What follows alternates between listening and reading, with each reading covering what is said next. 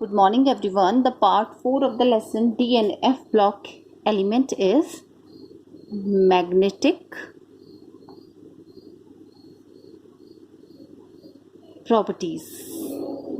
Magnetic properties of the transition element. The magnetic property of a compound are the measure of the number of unpaired electrons. Unpaired electrons in it. So when a magnetic field is applied, there are two main type of substances, and these substances are known as, the one is the paramagnetic, and the second one is the diamagnetic substances, and this one is the paramagnetic substances. So first of all, we will discuss the paramagnetic substances, the substances which are attracted by magnetic field. The substances which are attracted by magnetic field are called paramagnetic substances, and this character means paramagnetic character, and this character is arise due to the presence of the unpaired electron in the atomic orbital. Now the next one is the diamagnetic substances. So the substances which are repelled by magnetic field are called diamagnetic substances, and this character arises due to the presence of the paired electron in the atomic orbitals. This is due to the unpaired electron, and this one is due to the paired electron. So most of the compound of the transition elements are paramagnetic. Most of the transition elements are paramagnetic in nature and are attracted by the magnetic field. If any substance is paramagnetic, so it will be definitely attracted by the magnetic field. Now why the paramagnetic character was shown by the transition metal element? The explanation for this is that the transition elements involves the partial filling of the d subshell, partial filling of the d subshell, and most of the transition metal ions and their compound, compound have unpaired electron in the d subshell. That is, the configuration is d1 to d9, and therefore they give rise to the paramagnetic character. The magnetic character is expressed in terms of the magnetic moment.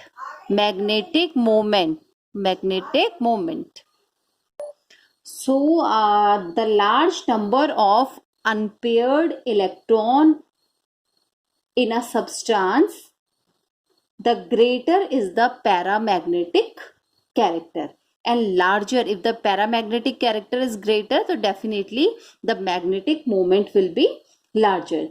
The magnetic moment is expressed by Bohr magneton, that is Bohr magnetons, abbreviated as BM.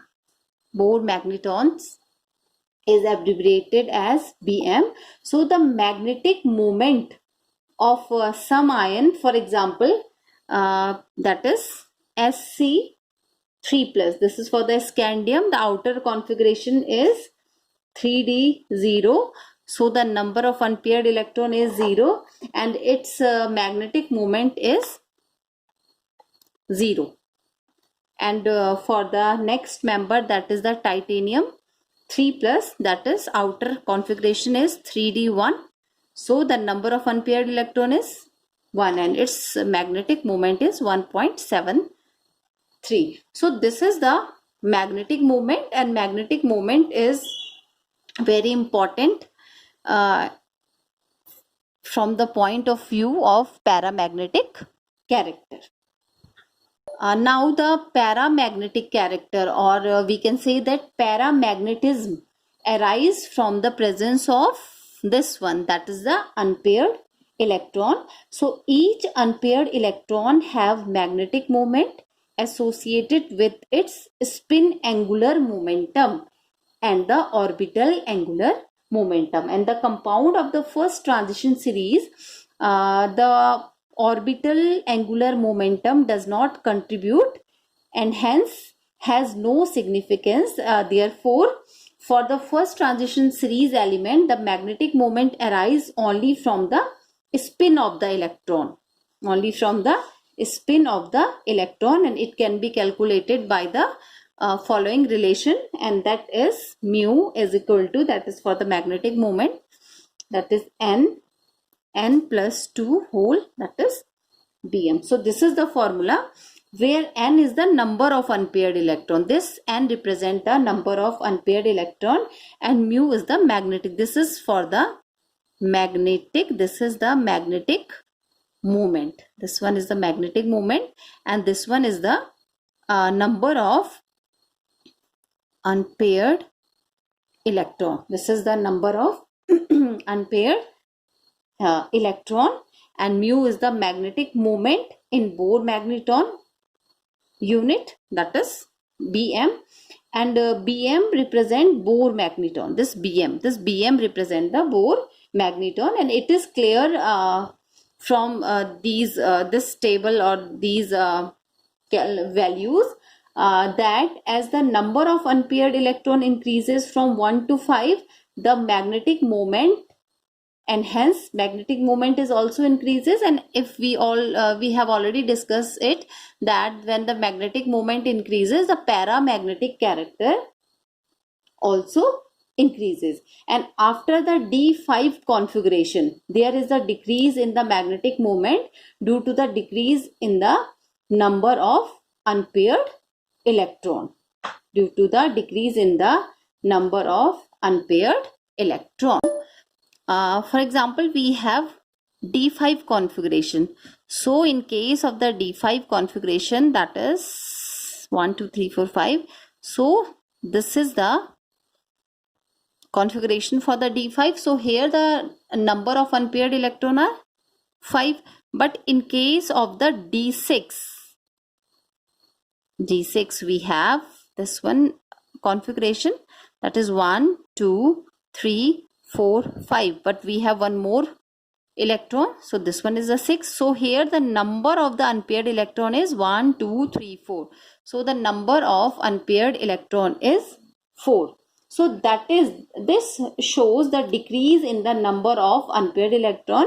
So for the D6 configuration, 4 unpaired electrons are here, and as same as that for D7 we have the 3 unpaired electron. So the magnetic moment is decreases as we after the D5 configuration, and as the magnetic moment decreases, the paramagnetic character is also decreases, because both are proportional to each other. Now the second characteristic is tendency. This is the second topic, tendency to form complex or complexes. This is the second topic, second property, that is the tendency to form the complexes. So the transition element form large number of coordination complexes. The transition metal ions bind to the number of anions or the neutral molecules in the complex, and they form the variety of complexes. The common example are, this is Ni, that is nickel, NS3 whole 6 2 plus. This is one of the example of the coordination complex which is formed by the transition element.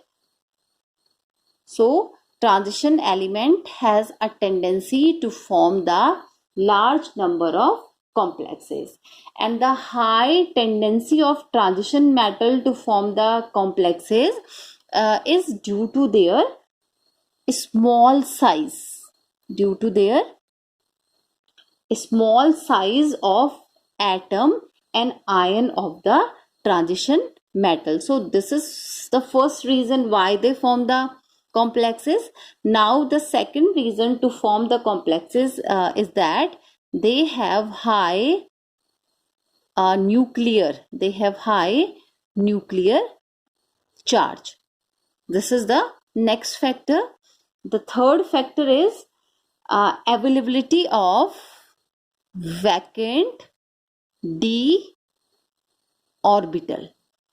Availability of vacant d orbitals of suitable energy to accept the lone pairs of electron donated by the other group. So they have the vacant d orbital, so they can easily accept the lone pair of electron which were donated by the other groups, and such groups are known as the ligands. They are called the ligands, which this topic we have studied later on the chapter coordination complexes or coordination compound. Now the next topic is catalytic properties. Catalytic property means they are used as a catalyst. So many transition metals and their compounds act as a good catalyst for the various types of reaction. So the commonly used catalyst which are the transition elements, that is iron, cobalt, nickel, vanadium, chromium, platinum. They all are the very common and a very good catalyst. So the one example is iron molybdenum, iron molybdenum. This is iron molybdenum. So it is used as a catalyst in the synthesis of ammonia. In the Haber's process. Haber's process is a very important process for the synthesis of ammonia, where the iron molybdenum is used as a catalyst. Now the second one is the nickel. It is a very common catalyst, and the main use of the nickel is in the hydrogenation reaction. That is hydrogenation reaction. In hydrogenation reaction in organic chemistry, the nickel is used as a catalyst. Now the next is V2O5, that is the vanadium pentoxide. It is used for the oxidation of SO2 to SO3, that is sulfur dioxide to sulfur trioxide in the contact process. And the contact process is used for the manufacture of the sulfuric acid. Now the next one is the MnO2, that is the manganese dioxide, is used to catalyze the decomposition of H2O2 solution. It is used to catalyze the decomposition of H2O2 solution. Now the platinum, it is also a very commonly used catalyst. So platinum is used as a catalyst in many processes, such as the contact process for making the sulfuric acid, and in the 3-stage converters for the cleaning car exhaust. That is, platinum is used as a catalyst. Now the next is the that is PD, that is the palladium. So the palladium is also used as a catalyst in the hydrogenation reaction. Hydrogenation reaction. Now one of the important is the cobalt salts. Cobalt salts. So the cobalt salts catalyze the decomposition of bleaching powder. Bleaching powder.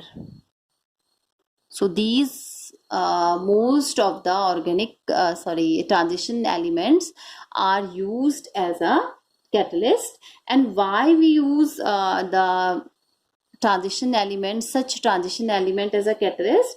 Because the catalytic property of the transition metal is due to their tendency to form reaction intermediate with suitable reactants, and these intermediate give a reaction path of lower activation energy and therefore increase the rate of reaction. And we all know very well the function of the catalyst is to speed up the rate of the reaction.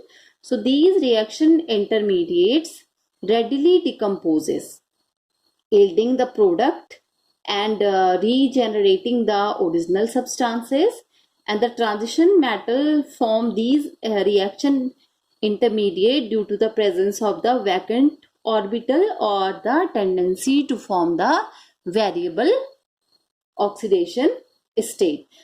In some cases, the transition metal catalyst provides a large surface area on the reactant on which the reactant may be absorbed and therefore come closer to one another for the reaction, and this increase the concentration of reactant at the catalyst surface and also weakens the bond in the reactant molecule, and as a result of it the activation energy gets lowered. For example, during the conversion of sulfur dioxide to SO3, that is the sulfur trioxide, here the platinum or V2O5 are commonly used as catalyst. The catalytic action of the platinum is due to the absorption phenomena, and the vanadium pentoxide is also used as a catalyst. So the solid vanadium pentoxide absorb the molecule of sulfur dioxide on the surface to form the V2O4, and the oxygen is given to SO2 to form the SO3, that is sulfur dioxide to the sulfur trioxide. Now here the such reaction takes place, that is V2O5, that is the vanadium pentoxide plus SO2 gives V2, that is O4 plus SO3. Now 2V2O4 plus O2 gives 2V2O5, and this one, that is the divanadium tetroxide. The name of V2O4 is divanadium tetroxide. When it come in contact with the oxygen, again it is converted into the V2O5. And there are some cases in which the transition metal ion can change their oxidation state and become more effective as catalyst because they changes their oxidation state. Okay, now let us discuss a question that out of the cobalt and zinc, both are the transition element. Out of the cobalt and zinc salt, which is attracted in the magnetic field? Which is attracted in the magnetic field? It means which is paramagnetic. We are talking about the paramagnetic character. So cobalt, this one cobalt has D7 electron in the outermost shell, and therefore it has how many unpaired electron? It has 3 unpaired. It has 3 unpaired electron. Therefore it will be attracted in the magnetic field. And if we are talking about the zinc, so the outer electronic configuration for the zinc is D10 configuration. It means it is completely filled. There is no unpaired electron in the zinc, so it will not attracted by the magnetic field. So here the paramagnetic character is shown by the cobalt.